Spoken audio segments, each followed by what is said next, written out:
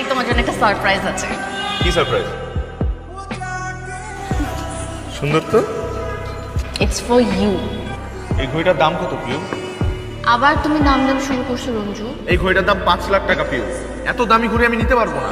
তুমি বারবার দামটাই দেখতেছো, তুমি আমার ভালোবাসাটা দেখতেছো না। মানে আমার ভালোবাসার কোনো মূল্য নেই তোমার কাছে? আমি একটা শখ করে তোমাকে জিনিস দিতে পারি না?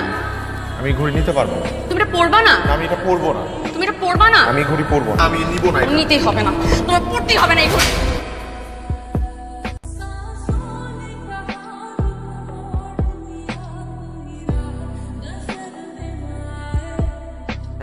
এখন পরছি, এই যে আমি ঘড়িটা পরছি, আমি কথা দিচ্ছি এই ঘড়ি আমি কখনো খুলবো না। রঞ্জন, শুনছিস কিছু? কি? গতকাল রাতে রনি সুইসাইড করতে নিয়েছিল, হাসপাতালে নিয়েছিল। আমি বাসায় নিয়ে এসেছি, আমি দেখে আসলাম। তুই এই কথা আমার আগে বলবি না।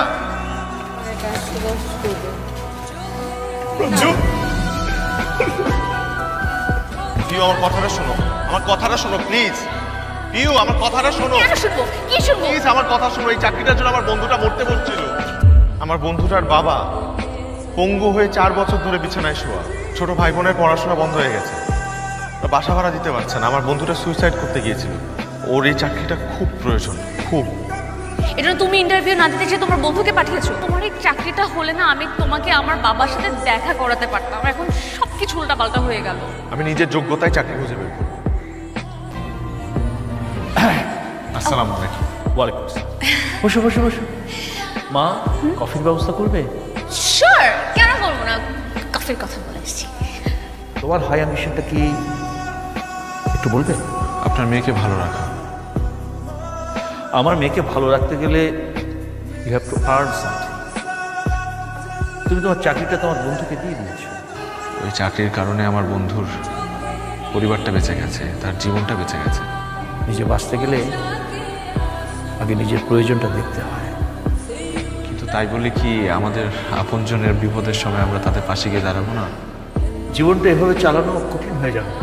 লাইফের অ্যাম্বিশনটা হওয়া উচিত আমরা সুস্থ সুন্দরভাবে বেঁচে থাকবো এবং আমাদের আশপাশের মানুষজনকে নিয়ে বেঁচে থাকবো। বুঝলামই না, ড্যাড আমাকে পাঠাতে তোমার সাথে এমন কি কথা বলবো? তোমার ড্যাডের মনে হয় আমাকে পছন্দ হয় না।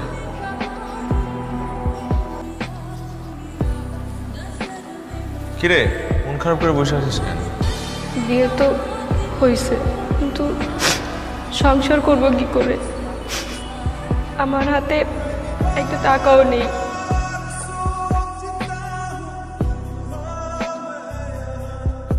এই ঘড়িটা রাখ। এই ঘড়িটার দাম প্রায় 5 লাখ টাকার মতো। আমি নিতে পারব না ভাইয়া। আর এটা রাখ, এটা তোদের বিয়ের গিফট হিসেবে দিলাম। এটা বিক্রি করবি তোরা, 12 টাকা আসবে। তুই তোমার এই বোনের একটু দোয়া করে দাও ভাইয়া।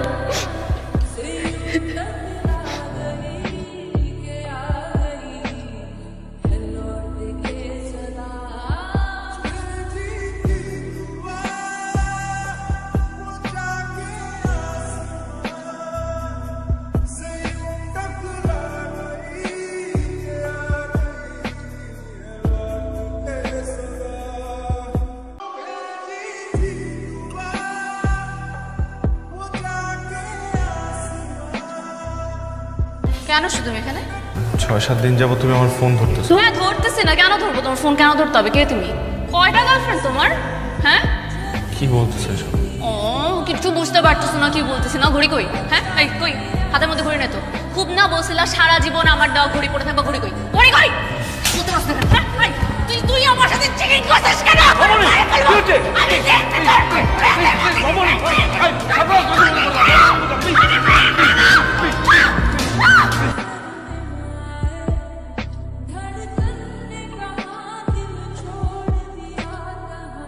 জবা, ভাইয়া আসো আসো, ভিতরে আসো, বসো। আচ্ছা তোরে যে আমি একটা ঘড়ি দিছিলাম, ওই ঘড়িটা কই? আরে ওই ঘড়িটা তো বিক্রি করছি। বিক্রি করে আমরা 3 লাখ টাকা পাইছি। এই বাসা নিছি আর নতুন একটা দোকান দিছি। কার কাছে বিক্রি করছিস? ওইটা তো আমি কইতে পারবো না, এটা রতন কইতে পারবো। তুই আমার রতনের কাছে আমি নিয়ে যা, রতনের সাথে আমার কথা আছে।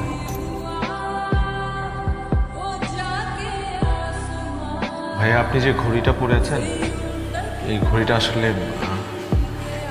আমার ছিল, যেখানে বিক্রি করেছি সেখান থেকে জানতে পেরেছি সে আপনার কাছে বিক্রি করেছে। ভাইয়া ঘড়িটা আমি ফেরত চাই। ঠিক আছে, আপনি আমাকে 4 লাখ টাকা দিন, আমি আপনাকে ঘড়িটা দিয়ে দেব। আচ্ছা ভাইয়া, তাহলে কিছুদিন সময় দেন, আমি আপনার কাছে টাকা নিয়ে আসবো। তো এতগুলো টাকা কিভাবে জোগাড় করবেন? জানি না, কিন্তু আমার এটা জোগাড় করতেই হবে। আপনার জন্য আমার কাছে একটা অফার আছে। কি করতে হবে আমার? তেমন কিছুই, আপনাকে একটা কিডনি ডোনেট করতে হবে। কিডনির বিনিময়ে ঘড়ি আর 1 লাখ টাকা ক্যাশ। ধন্যবাদ ভাই।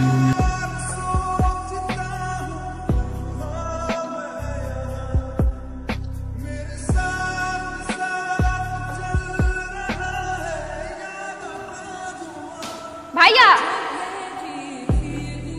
কি হয়েছে ভাইয়া তোমার? তুমি তো অনেক অসুস্থ। কিডনি অপারেশন হয়েছে। কি? কিডনি?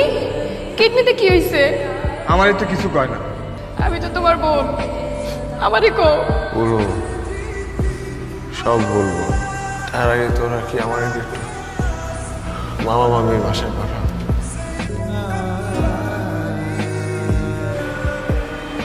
তুই গিয়ে ঘড়িটা দিয়ে আয়। পিউটা দেখলে আমার কষ্ট হয়।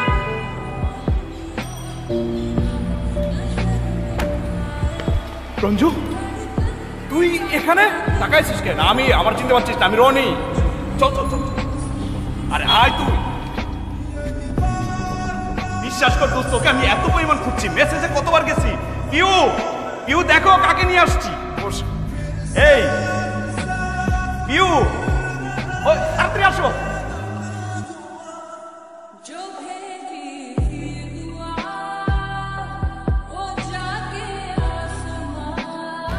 আশেপাশে দেখো কি আসছে আমার বাসায়। পিউ, এ হচ্ছে রঞ্জু, আমার সবচেয়ে কাছের।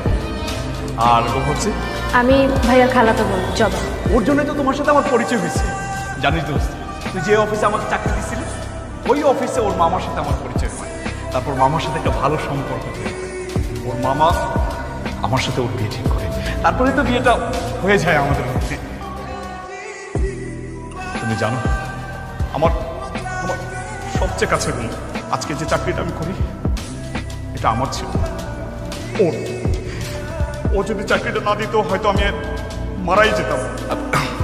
সরি দোস্ত, আমি আসলে একটু ইমোশনাল হয়ে যাচ্ছি, প্লিজ বস।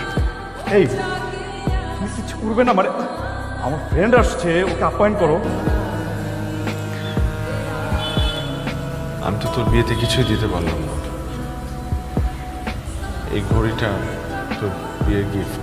জানেন, এই ঘড়িটার পেছনে একটা গল্প আছে। তুই চুপ কর। ভাইয়া এই ঘড়িটার বিনিময়ে একটা কিডনি হারিয়েছে। কি